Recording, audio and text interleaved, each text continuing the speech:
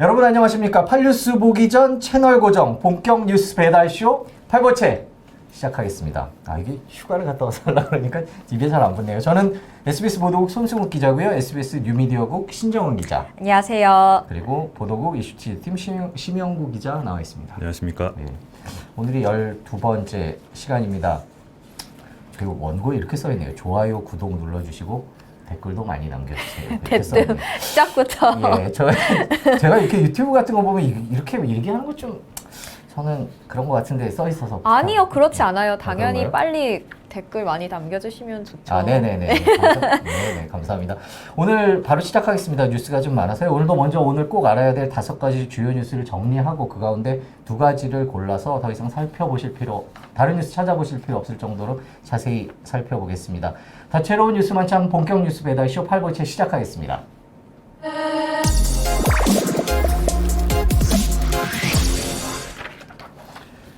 네, 첫 순서 영업비밀 동향보고입니다. 오늘 뉴스를 딱 5개의 키워드로 정리를 했습니다. 오늘 넘쳐났던 뉴스 중에서 얘기거리가 되는 뉴스를 SBS 뉴미디어국의 데이터 분석으로 골랐습니다. 신정훈 기자가 정리를 했습니다. 첫 번째 뉴스부터 바로 살펴볼까요? 네, 전두환입니다. 어제 저녁 뉴스부터 계속해서 실시간 검색어에 오르고 있고 후속 보도도 나오고 있는데요. 네. 12.12 군사 쿠데타 40년이 지났는데 네. 어제 이제 전두환 씨가 강남의 한 고급 식당에서 쿠데타를 주도했던 일당과 호화로운 식사, 특히 샥스핀을 먹었다는 보도가 나왔습니다. 그런데 이제 다음 주 월요일인 광주 재판에는 불출석하겠다고 입장을 밝힌 것으로 나타났습니다. 네, 어제 강남 고급 식당에서 호화로운 식사를 했다. 그런데 광주 재판에 불출석하겠다. 저희가 전두환 씨의 밥 먹는 거에 관심 있는 게 아니고요. 저희가 재판을 받고 있는 전두환 씨가 현재 정신건강적인 이유로 정상적이고 의미 있는 진술이 안 된다 이렇게 얘기하고 있는데 저희가 어제 본 뉴스에서 본 영상은 그렇지 않았거든요. 그래서 그 관련된 얘기를 사회부 제이원 기자 모시고 조금 이따가 조금 더 자세히 얘기를 해보겠습니다. 다음 2번째는요. 네, 국회 본회의입니다. 지금 저희가 녹화방송이잖아요. 그렇죠. 네, 지금 솔직합니다. 저희는 생방송 아닙니다. 생방송인 척 하나 녹화방송입니다. 지금 3시에 녹화를 하고 있는데 3시부터 국회 본회의가 열렸습니다. 선거법 개정안 패스트트랙 법안도 상정할 방침인데 한국당은 필리버스터로 맞서겠다고 지금 입장을 강력하게 내놓은 상황입니다. 네, 국회 상황 오늘이 제일 고비겠습니다. 조금 뒤에 8시 뉴스에서 자세히 전해드리겠습니다. 세 번째는요. 네, 국내 배달앱 1위 배달의 민족이 요기요 운영사에 매각됐습니다. 독일 네. 딜리버리 히어로라는 이제 운영사인데 배민 운영사인 우한 형제들의 지분을 87% 인수했습니다. 네티즌 반응은 그닥 좋지는 않았어요. 네, 그렇죠. 네, 배달 수수료 인상 문제도 제기하는 분들 계셨고요. 네. 아니면 이제 국내 배달앱 시장이 해외 자본으로 넘어가는 거냐 이렇게 좀 우려하는 분들도 많았습니다. 네, 우한 형제들의 기업 가치는 4조 8천억 원 규모고 합작회사를 세워 아시아 시장에도 적극 진출하겠다는데 요기요가 독일계 회사죠. 원래 외국 회사인데 네. 저희가 이제 요기요 측의 얘기를 좀 들어보려고 전화를 드렸는데 아직 이게 정식으로 계약이 안 된 것 같기도 하고 하여튼 입장을 밝히기가 조금 그렇다 그랬는데 제가 딱 한 가지만 물어봤습니다. 혹시 앱이 합쳐지거나 예를 들어서 요기요를 써야 되는 배달의 민족을 써야 되는데 요기요 써야 되냐 이런 거는 또 얘기를 못 해주냐 물어봤더니 독자적으로 한다. 계속 경쟁 배달의 체제는 민족. 배달의 민족은 배달의 민족대로 회사는 같아요. 요기요는 요기요대로 배달통은 배달통대로 이렇게. 그러면 기아차, 현대차 합친 다음에 따로 브랜드로 나오듯이 그렇게 되는 건가요? 적절한 비유인지는 모르겠습니다만 그런 취지로 그렇게 들었습니다. 그러니까 쓰시는 분들 소비자 입장에서는 모르겠습니다. 그래도 또 한 회사가 이렇게 독점적으로 한다라는 게 분명히 단점도 있을 거고요. 그거에 대해서는 조금 더 계약이나 이런 것들이 정식으로 진행이 되면 그쪽 입장들을 한번 저희가 자세히 들어보도록 하겠습니다. 다음은요. 네, 다음은 가수 김건모 씨 맞고소입니다. 김건모 씨가 성폭행했다는 의혹이 불거지면서 고소를 당한 가운데 이제 피해자 주장하는 A 씨에 대해서 무고죄로 맞고소장을 냈습니다. 일단 입장을 추가로 내겠다라고 얘기는 했는데 A 씨가 어떤 사람인지도 모른다는 게 김건모 씨 측 입장입니다. 김건모 씨 측 입장이고 강영석 변호사는 이에 대해서 적반하장의 사필 규정이다. 이렇게 맞섰습니다. 이 문제는 앞으로 계속 시끄러울 것 같습니다. 조금 더 지켜보고 들어온 소식 있으면 더 알려드리겠습니다. 다음은요. 정용진, 백종원 의외의 친분입니다. 어제 만남의 광장이란 예능에서 정용진 신세계 부회장과 백종원 더본코리아 대표의 의외의 친분이 알려졌습니다. 둘의 친분을 살려서 이제 신세계 그룹인 이마트가 모양이 못나 버려질 뻔했던 감자 30톤을 사들였다고 하는데 안 팔리면 내가 다 먹지라는 그런 스웩 같은 네. 멘트도 나오면서 화제가 됐습니다. 정영진 부회장 독특하신 분이죠. 저희가 이게 SBS 프로그램이라서 키워드로 정한 건가요? 정한 건 아닌 건 아니요, 아닌 그런 건 거죠? 아니고 네, 실제로 지금 계속 실시간 검색어에 올라와 있고 네. 또 저희가 이제 한 거는 뭐 프로그램 만남의 광장도 있지만 취지 자체가 이게 원래 감자값이 많이 떨어졌고 또 농가를 돕는다는 취지다. 그래서 저희가 요거와 관련된 소식을 이마트를 한번 연결해서 어떻게 진행되고 있는지 이런 얘기들 뒷얘기 정영진 부회장에 관한 얘기 과연 오너에 대해서 홍보팀에서 얘기할 수 있을지 모르겠는데 한번 얘기를 들어보도록 하겠습니다. 저희가 오늘 5개 키워드를 정리를 해봤습니다. 전두환, 국회 본회의, 배달의 민족 6.25, 김건모, 맞고소, 정용진, 백종원 이렇게 5개고요. 이 가운데 전두환 씨와 관련된 얘기 그리고 정용진, 백종원 씨와 관련된 얘기들을 조금 더 자세히 알아보도록 하겠습니다. 네, 여러분께서는 다채로운 뉴스만 참 본격 뉴스 배달쇼 8부체를 듣고 계십니다. 이번 순서는 원래 SBS 기자들을 영상통화로 연결해서 키워드에 대해서 자세히 알아보는 이슈콜 시간입니다만 저희가 기자들한테만 전화하는 게 아니죠. 그래서 그렇죠. 오늘은 백종원, 정용진 이 두 분에 관한 키워드에 대해서 좀 더 자세히 알아보기 위해서 저희가 또 다른 분과 전화 연결할 텐데요. 이게 무슨 내용인지만 간단하게 다시 한번 정리를 하죠. 네, 그 두 사람의 이름이 계속 실시간 검색어에 올랐었어요. 네. 어제 만남의 광장이라는 SBS 예능 프로그램 방송이 됐는데요. 네. 거기서 이제 백종원 이제 더본코리아 대표가 네. 정용진 신세계 부회장한테 직접 전화를 걸어서 네. 여기서 강원도에서 못난이 감자가 있는데 좀 사줄 수 있겠느냐, 이제 지역 경제 활성화나 농가 네. 활성화를 위해서 유통업계가 나서줄 수 있겠느냐 했는데 이제 흔쾌히 오케이를 했고 거기 직접 출연을 하신 거죠, 그러니까 전화로? 전화로요. 네. 네. 그래서 이제 둘이 원래 친했었나 네. 하면서도 이제 정용진 부회장이 네. 뭐 안 사면 내가 다 먹지 뭐 하는 그런 스웩을 보여서 또 이제 네. 인터넷 상에서도 화제가 됐고 네. 이마트에서 이제 판매를 시작했다고 네. 막 여러 가지 저희 제보 사진도 들어왔었어요. 아, 네. 그렇군요. 그래서 좀 자, 화제를 그래서 모았습니다. 저희가 이마트에 전화를 걸었습니다. 이마트 홍보팀에 한번 물어보겠습니다. 뭐 여기 지금 퇴근길인데 직장 다니신 분들 아시겠지만 오너에 대해서 얘기한다는 것 자체가 정말 어려운데 흔쾌히 전화 연결을 해주신 이마트 홍보팀에 감사드립니다. 자, 김태희 과장님 안녕하세요. 네, 안녕하십니까. 이마트 김태기 과장입니다. 네, 잠깐 여쭤보고 싶은 게 정용진 부회장이 정확히 어디 부회장이신 거죠? 직책이? 신세계 부회장. 신세계 부회장. 그룹 부회장이신가요? 그룹 부회장이시구나. 직접 만나신 적이 있으신가요? 아니면 본 적이라도? 뵌 적은 있죠. 네. 어. 갑자기 그게 약간 웃기는 질문 아닌가요? 네. 아시죠? 저희 지상파 아니니까 편하게 하셔도 된다고. 제가 김 과장님을 안 지가 한 5년 정도 된 것 같은데. 자, 일단 간단히 여쭤볼게요. 못난이 감자가 뭐예요? 그 못난이 감자라는 거는 네. 좀 그 직관적인 이름에서 느껴지듯이 네. 못난 감자라는 거거든요. 네. 근데 이게 못났다라는 게 네. 너무 작거나 너무 크거나 아니면 뭐 울퉁불퉁하거나 음. 이런 감자들을 얘기하는 거지 네. 이게 뭐 먹는데 뭐 지장이 있거나 하는 상품은 아닙니다. 아, 큰 것도 못난이 감자에 들어가는군요. 예. 그러니까 이게 작은 거 같은 경우는 네. 손질하는데 손이 많이 가는 대신에 그러네요. 좀 양이 작은 거고 네.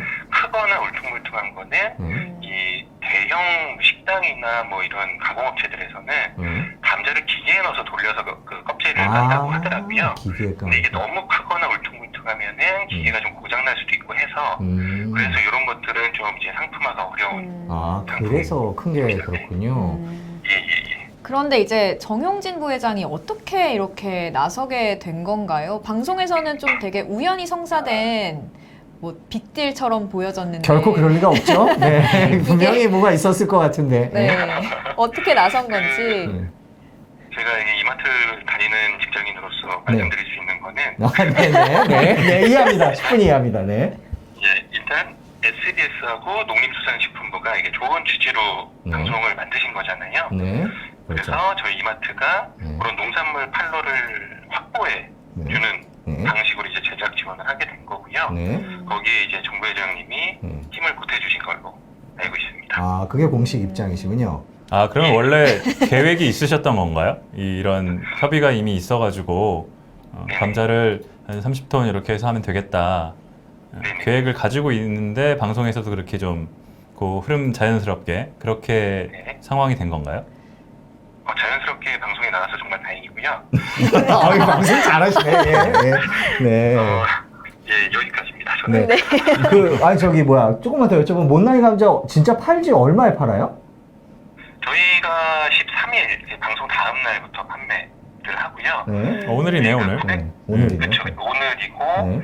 저희가 30톤을 매입해서 전국 이마트에 판매를 하고 네. 이제 900g에 780원 네. 판매를 하거든요. 이게 지금 이마트에서 판매하는 일반 감자 가격의 한 4분의 1 정도? 라고 보시면 될 것 같습니다. 근데 이게 저희 실제로 제보가 들어왔어요. 제보창에 못난이 아, 감자 예. 팔아요, 막 이렇게. 근데 네네. 아직 파악이 됐는지 모르겠지만 반응이 좀 어떤가요? 이게 저희가 오늘부터 판매를 하기 시작해서 매출 집계가 내일부터 되거든요. 아, 그렇군. 아직 안 됐구나. 네, 예, 그래서 그거는 좀 지나봐야 알 것 같은데 네. 현재 뭐 언론이나 뭐 SNS상 뭐 반응으로 봐서는 네. 뭐 금방 소진이 되지 않을까. 그러면 정부 회장께서 안 팔리면 본인이 다 드시겠다 했던 얘기는 그냥 네. 해보신 얘기겠네요. 그렇죠? 이마트를 다니는 직장인으로서, 네. 네. 팔리는 게 안 좋죠. 팔리시면 뭐. 다 드시지 않을까 좀. 직장인. 아, 그래요? 예, 그러시구나. 양미리도 판다는 얘기도 있는데. 양미리도 판매하고 있고요. 원래 양미리는 네. 저희 그 12월 요맘때가 딱 시즌이거든요. 네. 그래서 지금 뭐 속초나 이런 데 가시면 양미리 축제 같은 것도 많이 할 텐데 네. 그 양미리는 기존에도 판매를 했던 상품이고요. 네. 근데 이제 좀 그 관심을 좀 받지 못하던 상품이었다가 네. 요번에 방송 12월 5일 날 방송 나가고 나서 그때부터 이제 매출이 많이 올라서 네. 저희는 실제로 12월 6일부터 판매를 시작했고요. 네. 작년 대비해서 한 10배 정도 매출이 올랐습니다. 이게 취지가 이제 농촌 돕기, 어촌 돕기 뭐 이제 이러한 식으로 하는 저희가 SBS가 하는 프로그램이고, 그럼 앞으로 계속 이마트에서는 계속 같이 이런 식으로 하기로 계약이 돼 있나요? 저희 회사 얘기를 밖에 물어보는 것 같은데. 네, 제가 안 가르쳐줘서. 네. 계약이 어떻게 돼 있는지는 SBS에 여쭤보시면 돼요. 아, 잘하신다. 진짜. 저희 앞으로도 네. 계속해서 이제 네. 그 만남의 광장이랑 같이 네. 그 아. 지역 농산물 판매 확보를 위해서 노력을 계속 해나갈 계획입니다. 아, 그렇군요. 저 마지막으로 하나만 여쭤볼게요. 네. 이마트 다니는 직장인으로서 좀 힘드시겠지만, 원래 그 정인진 부회장 이렇게 TV 출연하시고 그렇게 시원시원한 성격이신가요? 원래 SNS 활동은 많이 하시는 걸로 알려져 있긴 한데, 또 음식 좋아하시고. 네. 맛집 가시면 올리고. 예, 원래 성격이 좀 저도- 시원시원하신가요? 네. 저도 이제 간접적으로 느끼기에는 네. 그렇게 뭐 성격도 시원시원하시고 네. 그 미식에 대한 관심도가 높으시고 아, 네. 그래서 뭐 맛집이나 맛있는 거에 대한 관심이 높으신 걸로 알고 있고요. 그리고 뭐 소탈하시고 네. 뭐 그런 걸로 좀 알고 있습니다. 이거 반응 좋으시면은 혹시 그 프로그램 고정 출연될 가능성도 우리가 배제할 수 없겠죠? 죄송합니다. 질문이 이상하네요. 네. 살려주십시오. 네, 살려주십시오. 네네. 하여튼 뭐 이제 인사철이죠? 인사 시즌이죠? 끝났나요? 인사? 그렇죠. 예, 이제 시작. 아, 네, 그렇군요. 네, 저희가 더 여쭤보지는 않겠습니다. 하여튼 뭐 취지가 좋은 만큼 많이 팔리면 더 좋겠습니다. 하여튼 바쁘신데 고맙습니다, 사장님. 네, 감사합니다. 네, 고맙습니다. 맞습니다. 네. 네, 지금까지 이마트 홍보팀의 김태희 과장과 함께 저희 SBS랑 이마트랑 하고 있는 그 농촌 돕기, 어촌 돕기 그 상품에 관해서 뒷얘기 또 정인진 부회장 얘기 함께 들어봤습니다. 정인진 부회장 언젠가 한번 저희도 모셔야죠. 한번 전화 영상 통화로 한번 기회가 되면 저는 이 네. 감자가 네. 좀 덜 팔려서 네. 정영진 부회장이 직접 먹는 장면. 먹방을 한번 하고 네. 그렇게 해서 자기 인스타 같은 데 올려가지고 네. 그게 또 못난이 감자 소비 촉진에 도움이 되면 네. 좋은 일이잖아요. 네. 그런 상황이 벌어지면 아마 스타일상 네. 흔쾌히 하시지 않을까 그러면 그 수액을 직접 증명하는 그러네요. 방식이 되기도 지금 하고 좋을 것 거의 같습니다. 아이디어를 제공하는 수준인 것 같아요. 정 해보시라고? 회장님 예. 하시고 계신가요? 네, 다음에는 그러시죠. 정영진 부회장 직접 모시거나 영상 통화를 한번 시도를 뭐 해보세요. 의외로 또 시원시원하시다니까 의외로 또. 일단 인스타 메시지를 한번 DM을 네. 날려보시는 알겠습니다. 쪽으로. 네. 뭐 저희가 뭐 감자 얘기도 하고 약밀 얘기도 했지만 이제 기본적으로 취지가 저희가 안 팔리는 것들 또 힘든 분들을 돕자는 그런 좋은 취지가 있어서 또 인터넷에 화제도 되고 있고 그래서 관련된 소식 전해드렸습니다. 지금까지 이슈콜이었습니다.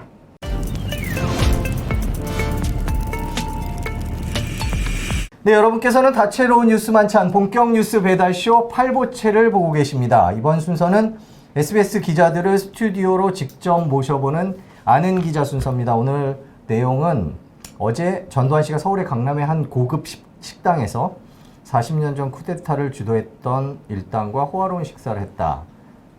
이게 지금 인터넷에서도 아주 시끄러운 얘기인데 그거와 관련된 얘기를 들어보겠습니다. 사회부 재의원 기자 모셨습니다. 안녕하세요. 네, 안녕하세요.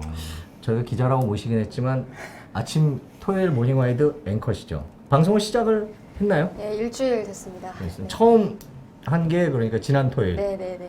일주일이면 한 번 한 거 아닌가요? 네, 그렇죠. 한번 한 번 했네요. 네. 네. 네. 1년에 52번 하죠? 네. 1년에 52번. 진짜요? 네, 그러네요. 오, 그 저기- 지난번 남은. 휴가 가면 또 못할 아니지. 아침 앵커가 휴가 가면 더 많이 할 수 있는 거죠. 근데 아, 그렇게 보여주기만 해야 할 돼요. 수 주중에 해야 있으니까. 되니까. 네, 해야 되죠. 그리고 저희 그 같이 팔보채 같이 진행하는 저기 장민성 기자가 맞아요. 남자 아, 앵커. 맞아요. 네, 맞습니다. 그리고 재의원 기자가 여성. 정민성 기자는 팔보채에서 퇴출된 거 아니었나요? 지금 출산 휴가. 출산 휴가를 가기 때문에. 출이라뇨. 대출이요? 지금 보고 있을 그러니까 텐데. 여기 자리 비우고 아니 뭐 저도 휴가 갔다 왔는데 여기 자리 비우고 아니 분위기 싸더라고요. 신정훈 기자가 너무 잘해서 네네. 이제 계속 하나보다 하는 생각을 하고 있었죠. 잘해요. 네, 잘합니다. 아닙니다. 오늘 재의원 기자 정민성 기자가 위기감을 좀 느껴야 돼요. 네. 얼른 너무 돌아오세요, 편안하게 선배. 하더라고요. 저도 휴가 가서 2번 이런 얘기 하지 마시죠. 자, 네. 바로 들어가겠습니다. 끝났죠. 네, 어제 강남의 고급 음식점에서 기념 오찬을 했다. 뭐 그래서 시끄러웠습니다. 내용을 간단히 정리를 좀 해주시죠. 어제 네, 얘기를. 어제 전두환 씨가 서울의 한 강남의 고급 식당에서 측근들하고 오찬을 가졌다 이런 보도가 나왔고요. 네, 지금 화면 나오네요. 네, 저기가 이제 압구정에 있는 네. 매우 비싼 중식당이라고 하는데요. 네. 이게 날짜가 또 논란이 됐습니다. 그러니까 12.12 군사 반란이 벌어진 지 꼭 40년 되는 네. 날이었다는 건데 네. 이게 이제 군사 쿠데타를 기념하는 자축연이 아니었나 이런 얘기가 나왔고요. 네, 전두환 씨 측에서는 전혀 무관하다. 그냥 측근들끼리 소소하게 밥 먹는 모임이었다. 이렇게 얘기를 해서 좀 분노를 사기도 했습니다. 근데 저기 이 식당에 모인 멤버가 뭐 전두환 씨, 부인 이순자 씨, 그리고 뭐 정호용 씨가 그렇죠. 있었고 네. 몇 명이 그 12.12와 관련된 사람들이 참석했던 거 아닌가요? 네, 맞아요. 그러니까 군사 쿠데타를 함께 일으켰던 멤버들, 그러니까 최세창 당시 3공수 여단장도 네, 있었다고 공수 하고요. 여단장. 그다음 네. 정호영 그 50보병 사단장도 있었다고 하고 그 네. 부인들도 있었다고 합니다.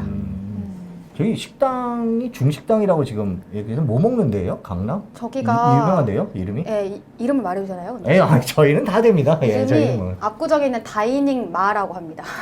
마? 네, 다이닝 마인데 네. 마. 저희가 뭐. 그냥 네. 중식당이 아니고요. 네. 최소 가격 메뉴가 8만 원부터 시작한대요. 1인당이요? 네, 그러니까 짜장면이나 짬뽕 이런 거 팔지 않고요.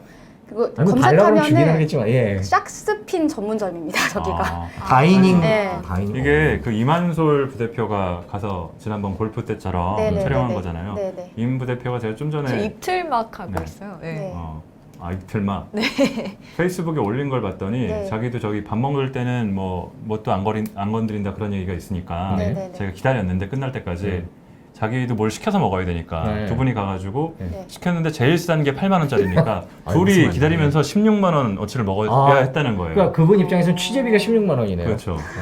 근데 뭐 와. 취재한 게 너무 파급력이 있고 사실 이슈가 되는 인물을 또 두 번째 했다 보니까 뭐 보람은 있었겠지만 샥스핀 전문점이구나. 아까 재의원 기자가 소소한 자리라고 했는데 전혀 소소하지가 않았네요. 가격을. 그러니까 네. 예를 들면 1인 얼마 8만 원짜리 먹진 않았을 거고. 20만 원짜리 코스 메뉴를 먹었다고 하고요. 네. 그 와인을 굉장히 또 많이 시켜서 먹었대요. 화이트 와인, 레드 와인 번갈아 가면서 시켰고 네. 그 옆방에 이제 이만솔 대표 일행이 있었는데 네. 너무 고성이 들릴 정도로 그러니까 술에 좀 많이 취해가지고 그렇게 얘기하더라고요. 그러네요. 와인잔들이 있네요. 보니까 와인잔도 보니까 음. 와인 종류별로 다 한 번씩 먹은 것 같아요. 그러니까 그 화이트 와인잔, 레드 네. 와인잔 다 따로 있고 네. 그러네요. 아, 근데 아까 이제 입틀막 얘기를 한 게 저렇게 나오는 때 이제 물어봐요. 오늘 12.12인데 괜찮냐 하는데 그 입을 이제 손으로 진짜 틀어 막더라고요. 경호원이 틀어막은 건가요? 그 아니, 입을 아니요. 막은 여자. 사람이 네.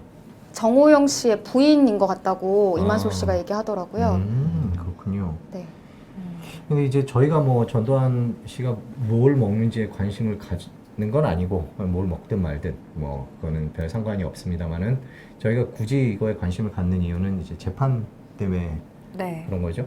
네, 맞습니다. 그러니까 어떻게 재판장에 안 나가고 있잖아요 지금 계속 그죠? 네, 이분이 지금 그 광주지법에서 5.18 사격 관련해서 증언을 한 고 조비우 신부라는 분이 있는데요. 이분의 명예훼손 관련 재판을 받고 있는데 법원이 이제 불출석해도 된다 허가를 내리긴 했어요. 그게 이유가 건강이 안 좋다고 이야기를 해서 지금 출석을 하지 않고 있는데 알츠하이머. 네, 보시다시피 이렇게 건강한 모습이 계속 노출이 되니까 더 논란이 술잔 비웠나요? 되고 있습니다. 네.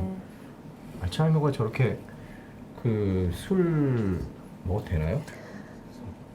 그건 조동찬 기자한테 술을- 저희가 네. 물어보겠습니다. 네. 근데 여기 비서관이 어저께 이제 입장을 냈는데요. 네. 알츠하이머도 종류가 굉장히 다양하다. 그러니까 이분은 되게 뭐라고 하더라? 정신이 맑은 알츠하이머인 편이다. 이런 식으로 조금 표현을 했어요. 네. 그러니까 알츠하이머도 뭐 추한 게 있고 그렇지 않은 게 있는데 네. 이분은 이런 되게 정상적으로 보이지만 네. 단기 기억을 빨리 잃어버리는 그런 알츠하이머 종류라고 해명을 하시더라고요. 40년 전에 있었던 사람들과 와인도 잘 마시는 것 같은데 이게 식사 문제가 아니라 왜 지난번에는 저기 뭐야 골프 쳤었죠. 라운딩을 골프 쳤죠. 라운딩을 네. 했었죠. 근데 그 스윙도 네, 지금 힘차고. 사진이 나오는데 그렇죠. 예. 아주 뭐라고 하죠? 타수 계산도 잘했다는 얘기를 그때 나왔었는데 네. 저게 무슨 알츠하이머로 저 어떤 치료를 받고 있는 노인이냐 네. 하는 얘기들이 그때 나와서 많은 국민들이 분노했었죠. 그런 부분도 있고 또 추징금이 많잖아요. 그렇죠. 근데 저 식당도 그렇고 골프 라운딩도 그렇고 사실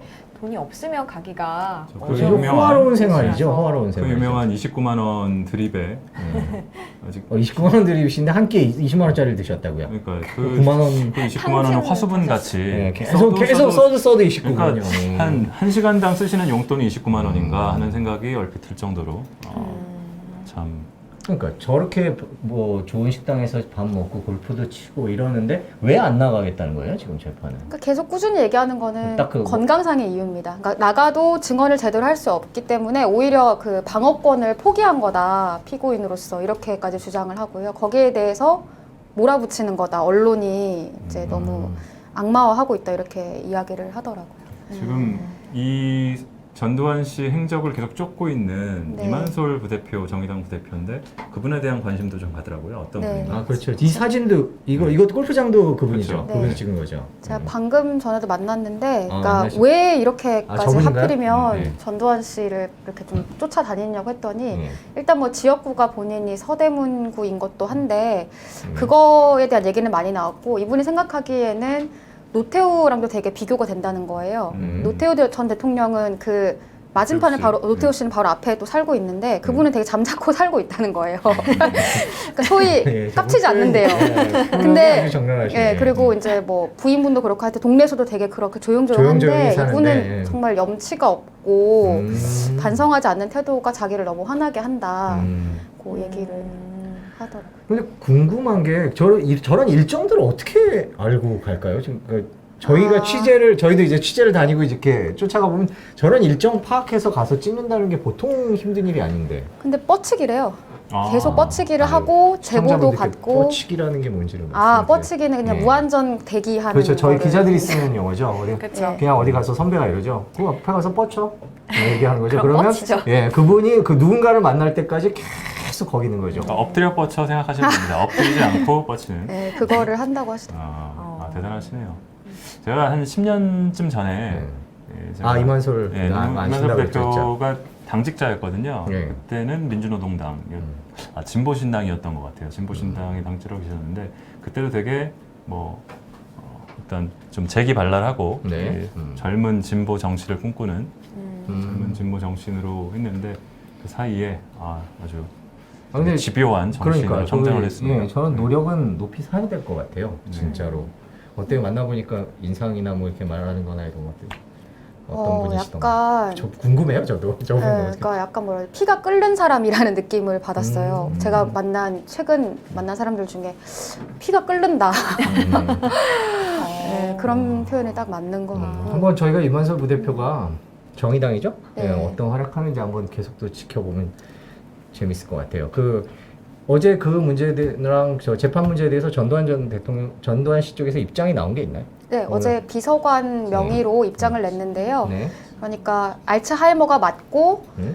재판에 참 안 나간다. 네. 네, 이런 아, 똑같은 입장 똑같은 되풀이했습니다. 입장만 이번에도 안 나간다는 거죠? 재판이 언제 있죠? 다음 16일인데요. 아, 16일. 다음 네. 주 월요일입니다. 그렇군요. 자, 뭐 제가 말씀드렸습니다만은 전두환 씨가 무엇을 먹는지 저희 언론이 관심을 갖는 게 아니고요. 그 재판에 성실히 참여해서 발언할 수 있는 건강 상태가 아닌가 불참하고 있는 문제를 제기하고 있는 겁니다. 뭐 앞으로도 이 전두환 씨의 행적과 관련된 내용들이 나오는 대로 또 전해드리도록 하겠습니다. 이만솔 대표가 있는 이상 계속 나올 것 같아요. 왠지. 끝까지 하신대요. 아, 그렇군요. 네, 알겠습니다. 기대해 보겠습니다. 네, 지금까지 사회부 재희원 기자와 얘기 나눠봤습니다. 고맙습니다. 네, 감사합니다.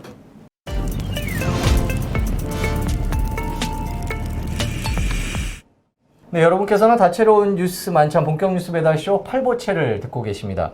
제가 자리가 좀 바뀌었습니다. 네. 네, 심영구 기자가 잠깐 어디를 가고 대신에 이제 경제부 권혜리 기자를 모셨습니다. 네, 안녕하세요. 그 얘기를 하려고 이쪽에 보통 게스트들이 이쪽에 앉으시는데 여기 게스트 자리 저쪽이에요? 아니 뭐 그건 뭐 정해진 건 없습니다. 정해진 그렇다고 없는데. 하면 제가 절로 가야죠. 아니 그게 아니라 네네. 이쪽이 편하시다고. 그러니까 말을 할 때 사람이 네. 좀 안 틀린다고 생각되는 방향이 좀 있는 것 같아요. 얘기를 하다 편한 보면. 방향이 있을 네, 수 편한 있죠. 방향이 있어요. 네. 그래서 신정 기자도 이쪽이 편해요? 네, 그런 것 그럼 아예 같은데요. 이쪽으로 할까요? 저희가 스튜디오가 문이 이쪽이어갖고 그래서 이제 들락날락하게 좋은 자리. 그래서 그렇게 하는데 이게 나중에 저희가 지금 솔직히 녹화지만 라이브 할 때는 이렇게 여기서 툭툭 들어왔다 나왔다 굉장히 이렇게. 솔직한 팔부채네요. 아 그럼요 솔직합니다. 지난번에 팔보채 드시다가 사진 찍어서 아, 보내셨다고요? 먹던 팔보채를 찍어갖고 저한테 카톡을 보내셨더라고요. 거의 다 드셨던데. 네, 팔보채 먹다가 생각이 났다고. 그걸 단톡방에서 공유 아, 네, 저 진짜 공유했습니다. 하셨나 봐요. 네, 공유했습니다. 아니 처음에 되게 예쁘게 그 집이 네. 나름 네. 아주 비싸진 않지만 뭐 아주 저렴하지 않은 그런 집이라고 얘기를 들었는데 맛있었어요. 네. 근데 먹다 보니까 이거는 네, 이거는 먹기 전에 찍어서 보냈어야 되는데라는 생각이. 아니 하여튼 팔보채를 떠올려 주셔서 감사합니다. 아, 예, 감사합니다. 늘 떠올리고 있습니다. 아, 네. 저희 오늘 권혜리 기자 모신 이유는 미중 무역 네. 전쟁 때문에 지금 그게 이제 미국이랑 중국이랑 계속 싸웠는데 뭐 좀 잘 될 것 같다? 뭐 이런 내용들이 보도가 되고 있어서 네. 이게 뭐 이렇게 보통 이제 관심 있는 분들은 다 아시는 얘기인데 네. 그냥 싸운다는 것만 알고 왜 네. 싸우는지 얼마나 싸우는지 어떻게 싸우는지 잘 모르시는 분들이 많아서 저희가 조금 이따 8시 뉴스에서 이제 미중 무역 전쟁과 관련된 리포트가 아마 나갈 가능성이 높은데 그렇죠. 네. 예, 그거와 관련해서 권혜리 기자한테 좀 기본적인 얘기 그리고 현재의 협상 상황 네. 뭐 이런 얘기를 한번 들어보겠습니다. 먼저 네. 미중 무역 전쟁이 뭐 협상 1단계 뭐 이런 얘기가 나오는데 네. 어떻게 시작되고 지금 어디까지 왔는지 미국과 중국이 싸우는 건 틀림없어요. 네. 어떻게 싸우는지 이런 얘기를 좀 들어볼까요? 이게 굉장히 방대한 이야기이고 아, 예, 그렇죠. 굉장히 지금 현대사를 아우르는 이야기인데다가 네네. 가장 중요한 건 지금 우리가 힘든 이유의 아주 큰 부분이 이것 때문인데 네. 아주 짧게만 말씀을 드리면 기본적으로 작년 3월에 네, 시작됐고요. 작년 3월에. 미국에서 먼저 포문을 열었습니다. 네. 이건 기본적으로 관세 전쟁이에요. 관세. 예, 미국은 사실 중국이 별명이 있잖아요. 세계의 세계의 공장이라고 공장이라고 하고요. 하죠. 예. 그리고 그 세계의 공장에서 가장 많은 수출을 한 나라는 물론 미국입니다. 미국에다가 예. 제일 많이 팔죠. 네, 근데 네. 굉장히 말하자면은 저도 옛날에 한번 그런 걸 한 적이 있었어요. 과연 우리 삶에서 메이드 인 차이나를 빼면 어떻게 될까? 아. 그래서 제가 가정집을 하나 섭외를 해서 네. 메이드 인 차이나 붙은 가구를 막 드러내고 이런 걸 네. 한번 했었거든요. 어, 그냥 이삿짐이 재밌다. 나가는 것처럼 돼버립니다. 재밌다. 몇 년 전에 했었어요. 거의 다 메이드 인 차이나. 네. 그냥 거의 다 메이드 인 차이나인 거죠. 예. 막 뒤져보면 다 그것도 또 메이드 인 차이나. 그렇잖아요. 외국 가서 선물이라고 사왔는데 네. 메이드 인 차이나잖아요. 예. 유럽 갔다 와서 선물이라고 주는데 메이드 인 에스토니아에서 사왔는데 메이드 인 차이나. 그렇죠. 네. 하여튼 그런데 네. 네. 그런 상황인데 사실 그러니까 미국이 너무 적자가 심하니까 이제 세금을 물린 거군요. 중국에. 네. 근데 처음에는 그런 줄 알았어요. 네. 왜냐하면 트럼프 대통령이 뭐 미국도 흑자를 낸 나라가 될 수 있다 막 이러면서 네. 했으니까 네. 처음에는 그런 줄 알았는데 시간이 그리고 이제 굉장히 중국산의 장점은 지금도 싸다는 싸죠. 거잖아요. 네. 그런데 관세를 붙여서 그것을 비싼 물건으로 만들어버리면 네. 사실 중국도 타격이 있을 수 있지만 그 싼 물건을 사던 그 나라의 소비자들도 타격이 있을 수 있는 그렇겠죠. 부분인데 네. 이런 어떤 굉장히 대규모의 관세를 물리면서 이 전쟁이 시작이 돼서 네. 아, 처음엔 그런 건가라고 사람들이 생각을 했는데요. 사실 시간이 갈수록 점점 좀 더 명확해진 것은 이거는 단지 중국산을 적게 사고 우리가 중국에 팔겠다의 문제가 아니다. 사실 네. 그런 쪽보다 더 노리고 있는 거는 이제 G2죠. 두 중국과 나라죠. 미국은 전 세계에서 큰 나라 예, 두 나라.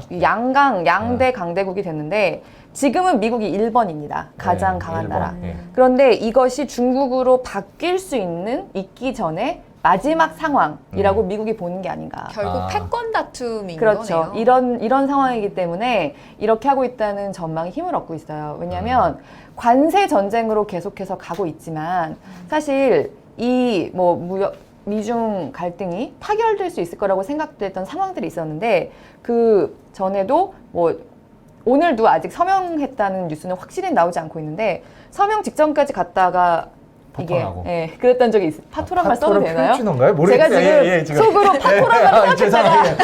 지금 말하면서도 저도 지금 아차했습니다. 네, 이 하여튼 파토가 깨졌죠. 앵커의 입에서 나왔다는 것을 꼭 기억해 주셨으면 좋겠습니다. 깨졌습니다. 네, 깨졌어요.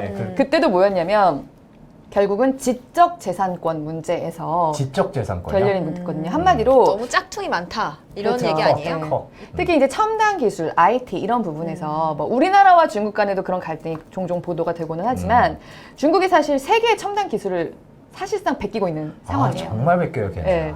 그리고 네. 그거에 대해서 뭐 지적재산권을 문다거나 이런 것을 제대로 하지 않고 인력도 막 유출해가고. 그러니까 짝퉁을 너무 뻔뻔스럽게 팔아요. 네. 걔네는. 진짜 대단하다. 게다가 이게 작은 거면 모르는데 그렇죠. 기술이 점점점 첨단 제품, 첨단 상황 이런 것들에 있어서 기술을 쪽쪽 빼먹고 있는 상황이거든요. 그래서 그걸 놓고 이제 싸우는 거죠, 미국이. 그렇죠. 그러니까 미국이 세금 관세 때리니까 중국이 때리고, 네. 중국이 때리니까 또 미국 때리고, 막 이제 엑셀레이트 돼갖고 네. 계속 올라가서 이제 세계 경제가 다 휘청휘청 했었잖아요, 솔직히. 지금도 휘청거리고 있죠. 그러니까 지금- 두 나라 제일 큰 두 나라가 서로 싸우면서 무역을 제대로 안 하겠다고 하면 그렇죠. 힘들 수밖에 없는 거죠. 실제로 금융위기 이후에 처음으로 그 올해 세계 교역 규모가 줄어들었어요. 아, 그 한마디로 교역량이? 세계에서 수출 수입이 되고 있는 나라들끼리 교역하는 그 양 자체가 올해 축소가 됐어요. 네. 2018년보다. 그거는 지난번에 금융위기, 네. 2008년에 있었던 금융위기 이후로 처음 보는 현상이에요. 아 그렇군요. 네. 그래서 하여튼 안 좋은 상황이고 싸워왔는데 자 네. 이제 그게 조금 어떻게 지금 덜 싸우나요? 이제 화해를 하는 건가요? 지금까지 보도된 외신들에 따르면 지금 현재 상황이 어떤 거죠? 사실 이번 주 15일, 그러니까 모레가 어떤 이번 협상의 데드라인이라고 했던 시점이었어요. 네. 왜냐하면 미국이 15일 지날 때까지 협상이 제대로 되지 15일. 않으면, 예. 우리 시간으로는 일요일이죠. 일요일에. 네. 그때까지 협상이 제대로 되지 않으면 중국에 추가 관세를 물리겠다. 또 싸우겠다. 예, 네. 그런 상황이었는데 지금 나오고 있는 얘기는 일단은 네. 1단계 협상에는 양쪽이 합의를 한 것 같다. 근데 아직 완전히 서명을 했다거나 누가 서명을 했다거나 그런 얘기 나오지 않고 있는 상황이긴 해요.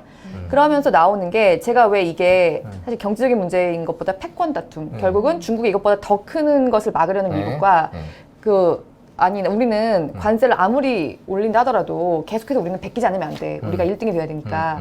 이런 중국의 싸움이라는 말씀을 왜 처음에 네. 드렸냐면 지금까지 나온 얘기는 네. 일단 지금 만약에 합의가 이루어졌다고 하면 네. 지금 합의가 된 것은 그 미국이 중국에게 물리던 관세를 좀 축소하고 네. 대신에 중국은 미국산 농산물을 거의 59조 원어치를 사는 내용이에요. 59조 원이요? 네. 근데 사실 59조 살 돈이 있나? 예. 이런 이야기를 들어도 네네. 시청자들 입장에서는 네. 이 뉴스를 어떻게 받아들여야 될지 우리한테 달라지는 게 그렇죠. 뭔지가 제일 그게 궁금하더라고요. 그거는- 걔네들이야 싸우나 싸우든 말든. 그건 사실 이제부터는 조금 관측과 해설이 좀 필요한 영역이긴 네. 한데 일단 이렇게 돼서 중국의 관세가 좀 줄어들게 되면 중국이 아무래도 수출하는 게 조금 더 늘어날 수는 있겠죠. 네. 그렇게 되면 올해 같은 수준의 세계 교역량 축소와 네. 그런 부분 같은 것들은 조금 약간 해결이 될 수 있긴 합니다. 네. 네. 그렇긴 하지만 제가 왜 관세 부분이 네.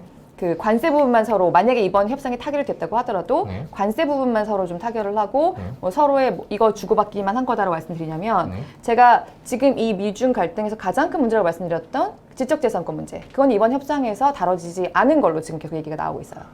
다뤄지지 않은 걸로. 네네. 뭐 아직 지금 다 드러난 건 아니죠. 네, 그렇죠. 뭐 네. 사실 아직까지 나온 소식은 그런데 뭐 조금이라도 그거 관련해서 합의가 있었을 수도 있지만 어쨌든 우리가 기대하는 과거에 만큼의 수준은 아닐 그런 거다라는 수준은 거죠. 아닌 거는 거의 확실해 보이고요. 네. 그렇다고 하면은 미중 무역 갈등은 약간 지금 완화되는 상황일 수는 있지만 이 전쟁이 끝난 것이 아니다. 아. 그럼 내년에도 조금 축소된 형태로 싸우는 거지 싸움 자체가 끝난 건 아니라는 거죠. 지켜는 봐야겠네요, 네. 계속. 근데 이게 우리한테 왜 중요하냐면 네. 그냥 한마디로 말씀드리면 우리나라는 이게 근데 두 가지로 투 트랙으로 봐야 되는 게 있는데요. 한 가지는 현재로서는 우리나라는 그냥 중국 경제와 연동되고 있다고 해도 과언이 아닌 나라입니다. 중국이 실제로 중국의 일대 수입국이 우리나라예요. 아. 네, 중국이 이제 수입을 해오잖아요. 그렇죠. 물건을 만들려면 수입을 네, 재료 그 수입 규모가 반제품. 가장 큰 게 우리나라예요. 그리고 우리가 중국에 수출하는 어떤 제조품의 80%가 중국의 중간재예요. 그러니까 아직 중국은 그 정도의 기술이 안 되기 때문에 우리로부터 중간재, 예를 들면 반도체 같은 것도 중간재입니다. 그런 걸 사가서 거기서 조립 같은 걸 해가지고 네. 다른 나라에 파는 중국이 세계 공장이 되는 게 그런 사이클을 그리고 있는 거예요. 그런데 중국이 미국의 그 수출길 같은 게 좀 막히고 어려워지면 당연히 우리 제조업으로부터 수입해가는 게 줄어들었겠죠. 올해 반도체 경기도 나쁘기도 했지만 그런 부분이 있었기 때문에 올해 우리나라가 정말 매달 2자릿수의 수출 감소를 보이는데 이거의 아주 큰 부분은 중국의 어떤 경기 부진과 관련이 있었다. 미중 무역 갈등에 따른. 근데 또 하나가 있는 게 그럼 지금 저희가 네. 계속 얘기한 게 중국이 언젠가는 1등 국가가 되려고 계속 이렇게 얘기를 한다고 했잖아요. 그러면 그리고 계속 첨단 기술, IT 기술 쪽쪽 빼가고 있습니다. 네. 지금은 우리한테 많이 의지해요. 네. 그런데 그 의지가 점점 줄어들 수 있는 상황은 먼 미래에선 또 보일 수 있기 네. 때문에 네. 우리는 지금으로서는 무역 협상이 타결되는 게 굉장히 우리한테도 유리하고 당장의 우리의 어려움을 네. 그 해소하는 데 훨씬 좋습니다. 네. 그런데 장기적으로 보면 장기적으로는 과연 중국이 지금처럼 지적재산권을 약간 무시하는 식으로 첨단 기술을 계속 익혀가는 이 상황이 우리한테 장기적으로 유리한가? 물론 우리도 놀지 않죠. 우리도 중국이 열심히 노력할 때 우리도 노력을 해서 그 우리나라 규모에서 어떻게 해서든지 지금의 강국으로서의 상황을 지키도록 우리 상황에서 노력을 하긴 해야 되는데 이 미중 무역 갈등이라는 상황은 앞으로도 어떻게 보면 정말 수십 년 동안 우리에게 계속 굉장히 지대한 영향을 미칠 그런 상황입니다. 그렇군요. 지금 뭐 1단계가 됐다고 이제 뭐 저희가 끝났다 뭐 이렇게 생각할 게 아니라 계속 네네. 우리나라 경제랑 긴밀하게 관계가 있기 때문에 계속 지켜봐야 된다는 얘기인데 이런 기사가 있어요. 애플 미중 합의로 아이폰당 18만 원 부담이 들었다. 이번에 아이폰이 원래 과세 대상이었죠. 아이폰을 중국에서 만들어요?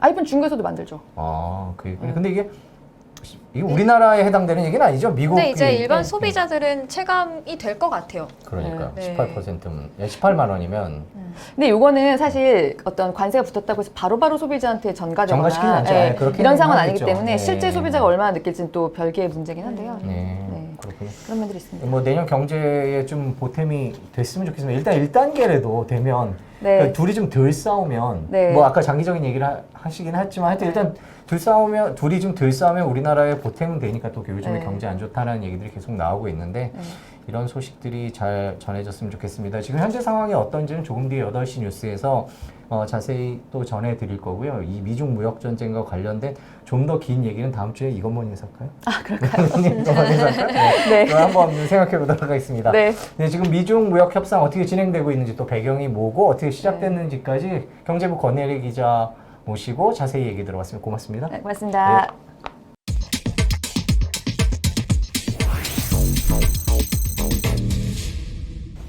네, 여러분께서는 다채로운 뉴스 만찬 본격 뉴스 배달쇼 8보채를 보고 계십니다. 네, 이번 순서는 SBS 대표 침이 튀었습니다. SBS 대표 데이터 저널리즘 마부작침이 방대한 데이터를 흥미롭고 재미있게 풀어드리는 시간입니다. 네, 안녕하세요. 심영구 기자. 네, 아까부터 나와 있었습니다. 네, 마부작침이 거의 뭐 상을 휩쓴 것 같아요, 연말에. 또 받았죠. 아닙니다. 저희는 겸손합니다. 상은 뭐 네.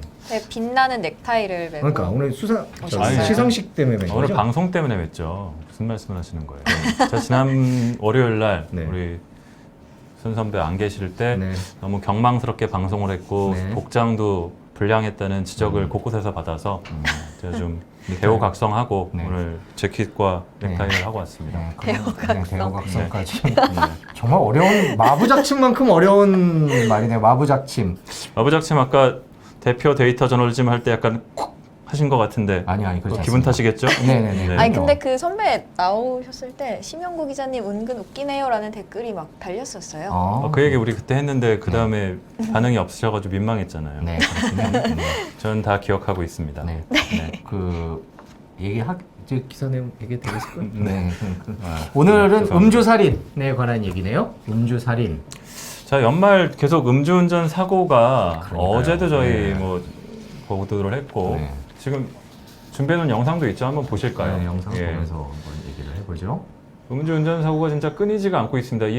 저 차도 보면은 막 마구 질주를 하다가 들이받잖아요. 지금 네. 그런 식의 저것도 만취한 운전자가 타고 있었고요. 네. 저기 뭐 범블비가 사고를 냈다고 그런 식으로 떠들기도 하고 있는데 진지한 얘기하다가 네. 어쨌든 그런 범블비요. 사고가 네. 지금 계속 나고 있는데 네. 저희가 그래서 이 음주운전 관련된 데이터를 네. 쭉 또 다시 정리를 해서 왜냐하면 네. 음주운전이 위험하고 문제가 있다는 거는 아무리 강조해도 지나치지가 않기 때문에 그렇죠. 다시 한번 정리를 어, 했습니다. 이건 뭐요? 전 경찰관이 단속하니까 경찰관을 단체로 그냥 달려가는 사고였고요. 네.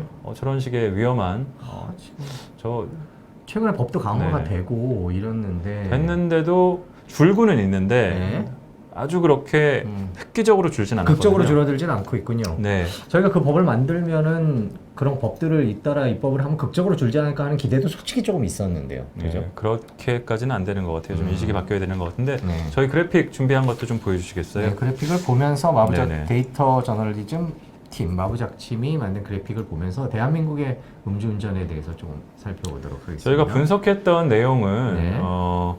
이제 도로교통공단 타스라고 합니다. 네. 교통사고 분석 시스템에 있는 12년치 자료랑 네. 그다음에 경찰청으로부터 제공받은 네. 2007년부터 2019년까지 이거는 네. 약간 13년치 정도 되는데 13년치 음주운전 정도. 예. 적발 데이터를 기반으로 분석을 했고요. 네. 일단 음주운전 사고로 사망한 사람들 최근 12년간 보면은 네. 1년에 696명, 700명 정도, 하루 아. 평균으로는 2명 정도가 지난 음주운전 12년간 사망. 음주운전 사고로 하였군요. 사망한 사람들이 그렇게 되고요. 네. 저 그래픽에 지금 저희가 봤을 때 오른쪽 위에 있는 부분 있죠. 네. 음주운전 사망 사고는 네.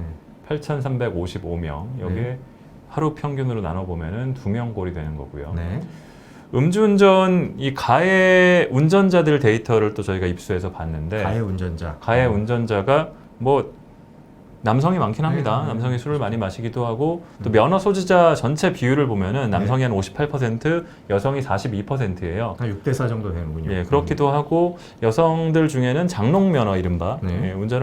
면허는 있지만 운전을 안 하시는 분들도 좀 있기 때문에 생업으로 운전하시는 비율은 남성이 좀 높고 뭐 그런 걸 감안하면은 차이가 어느 정도 날 수밖에 없는 거 아니냐라고 할 수 있겠지만 그래도 비율이 그래도 91대 9. 예. 예, 그렇게 남성 분들이 훨씬 술도 많이 마시고 음. 술 마시면 음주운전도 많이 하고 사고도 많이 낸다라는 네. 게 데이터로도 확인이 됐고요. 네. 어떤 때, 얼마나 취했을 때 음주 사고를 많이 내느냐를 또 좀 따져봤습니다. 그러니까 사고를 낸 운전자의 혈중 알코올 농도가 어느 정도 수치의 분포가 되어 있는지를 따져보는 게 저희 가장 아래에 있는 그래픽입니다. 그러니까 0.05 이상이면 음주운전으로 적발되는 수치였지요 예전에. 예전에였고요. 네. 그래서 그걸 기준으로 본 건데, 네. 근데 그 이하일 때는 0.05 미만일 때는 네. 또 사고 낸 비율이 굉장히 적어요. 네. 그래서 그거는 빼고 많은 것들로만 좀 본 건데 네. 가장 많이 사고가 나는 구간은 네. 그 혈중 알코올 농도는 0.1에서 0.14%. 예전 기준으로 하면 0.1 이상이면은 면허 취소였는데 예전 기준이요? 지금은 0.08이잖아요. 네. 근데 0.1 이상에서 가장 사고를 많이 내서 37.3%였고요. 네. 그 다음이 0.05에서 0.09. 여기는 네. 예전 기준으로면은 아 죄송합니다 영구라 그랬습니다. 뭐 그런 아재 드립을. 네. 아니 네. 저 심영구 기자가 영구라 그러니까 웃겨. 요즘에 죄송합니다. 저희 세대가 네, 아니면 제 이름 죄송합니다. 듣고 오는 네. 사람이 별로 없습니다. 하여튼 네, 넘어가겠습니다. 네, 네, 0.05면은 면허 정지 수준인데 네. 그 지금 기준으로 하면 0.03부터니까 네. 이제 면허 지금 정지 기준은 0.03이죠. 네네. 근데 그때가 세 번째로 많고 가장 많은 거는 술 많이 마신 사람들입니다. 네. 저기 밑에 보이지만 0.15에서 0.19 네. 여기가 두 번째로 많았고 이런 식으로 역시 술을 많이 마시면 사고를 많이 낸다는 거 어떻게 보면 당연한 얘기들이 확인이 되는 거고요. 0.2 이상이면은 보통 운전대를 잘 잡을 수도 없는 상황이죠. 잡을 수가 없는 상황인데 네. 그래도 습관적으로 잡는 분들이 있는 거예요. 그분들이 저 9.4에 해당하는 분들이겠죠. 그렇죠. 그죠? 9.4. 사실은 네. 술을 마시고 저렇게 사고를 저기에 포함된 사람들은 전부 다 사고를 낸 사람들입니다. 아. 사고를 안 낸 사람들은 저기 빠져 있거든요. 네. 그러니까 사고를 어떤 식으로든 술을 마신 사람들이 사고를 냈다는 부분들을 보여주는 거고요. 네. 다만 그래도 이 저희 여러 가지 지표 중에서 오늘 보여드리는 지표 중에서 가장 다행스럽다고 할 수 있는 것 하나는 네. 음주운전 적발 자체 건수는 줄고 있습니다. 아, 적발 건수는 예, 줄고 있다. 꾸준히 줄고 있어요. 네. 2014년만 해도 1년 동안 전체 음주운전 단속에 적발됐던 사람들이 25만 건이 됐습니다. 네. 근데 2018년에 처음으로 20만 건 아래로 떨어졌습니다. 18만 건 정도가 됐고요. 작년에요? 네, 작년에 2018년에 16만 명 정도가 됐고요. 아, 16만 명. 2019년 올해는 지금 현재 데이터 집계된 게 1월부터 10월까지만 집계가 되어 있는데 10만 3천 건 정도입니다. 잠정치인데요. 여기다가 지금 매월 한 1만 건씩 적발된다고 보면은 네. 올해 말까지 다 합쳐봐도 한 12만 건. 그러면은 2014년과 비교하면은 절반으로 줄어든 거거든요. 아, 적발 자체. 적발 자체가. 그러니까 그거 하나는 그래도 긍정적으로 볼 수 있는 부분인데 네. 뭐가 또 있냐면은 3회 이상 적발의 비중이 있습니다. 아, 3회. 상습인 거죠. 그러니까 한 번, 두 번 적발은 그래도 뭐 그거 자체도 네, 한 번도 안 적발이 되죠. 됐다고 해가지고 음주운전을 딱 한 번만 했느냐, 두 번만 했느냐가 아니라 여러 번 음주운전을 하다가 걸리는 게 한 걸리는 번이야, 경우들이 한 번에. 있기 때문에 네. 대부분이기 때문에 네. 근데 3번 이상 적발됐다는 건 정말 엄청나게 상습적으로 음주운전을 한다는 얘기죠.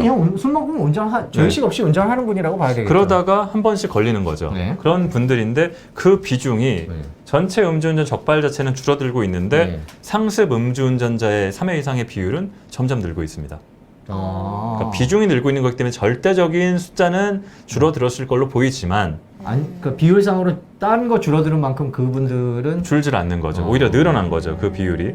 그러니까 20%거든요. 거의 5명 중 1명은 3회 이상 적발된 사람들이에요. 이제. 그러니까 이분들은 아무리 처벌을 강화하고 단속 기준을 강화해도 계속 음주운전을 하고 있는 거예요. 그 상습 이분들은 어떻게 해야 돼요? 그러면?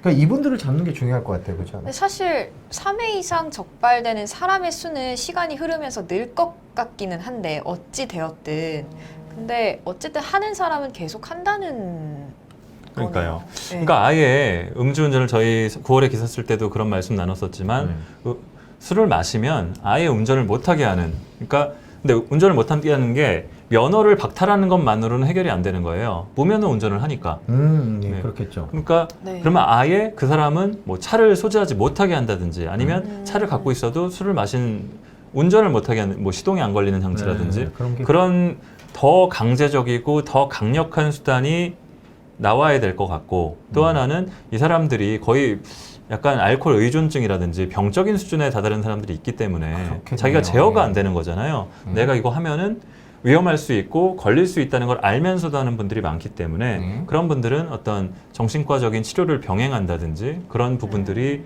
들어가야 될 것 같고 또 하나는 여전히 우리 사회가 술에 대해서 좀 관대한 편입니다. 그렇죠. 아직도. 아직 관대하죠. 아직도 관대하기 때문에 그런 인식 수준 자체를 좀 바꿔야 된다. 이런 지금 제가 말씀드린 것들이 다 같이 동시에 진행되지 않으면은 또 제2의 제3의 제4의 윤창호 씨 불행한 사고는 또 날 수밖에 없다. 어제 일어났고 그제 일어났던 사고들이 계속 있거든요. 계속 일어날 수밖에 없는 상황이라는 거죠. 지금 처벌되는 법이 강화가 됐죠. 지금 연말이라 이제 모임들도 많고 이런데 음주 운전을 저희가 하시지 말라라고 그냥 얘기하는 것보다 어차피 그런 상습적으로 운전하시는 분들은 저희가 뭐라고 하실 가능성이 높으니까 그분들한테 조금 더 강력한 경고를 메시지를 준다면 어떤 게 있을까요? 인생은 실전이다. 이 XX야. 아, 네. 그런 거 있죠? 인실 X. 네. 제가 그냥 좀 논리적인 아니, 지적을 좀 근데 법률적으로 어떻다 확 와닿네요. 네, 그렇긴 합니다. 자, 연말 연시입니다. 뭐 모임도 많고요. 차 안 갖고 가시는 게 가장 좋고요. 그리고 이게 저희 SBS는 음주운전을 음주살인이라고 불렀습니다. 본인이 아니라 또 다른 피해자를 낳을 수 있는 살인입니다. 그렇기 때문에 절대로 술 드시고 핸들 잡는 일은 핸들이라 그러나 운전하시는 일은 없었으면 좋겠습니다. 지금까지 데이터 저널리즘 마부작침이었습니다.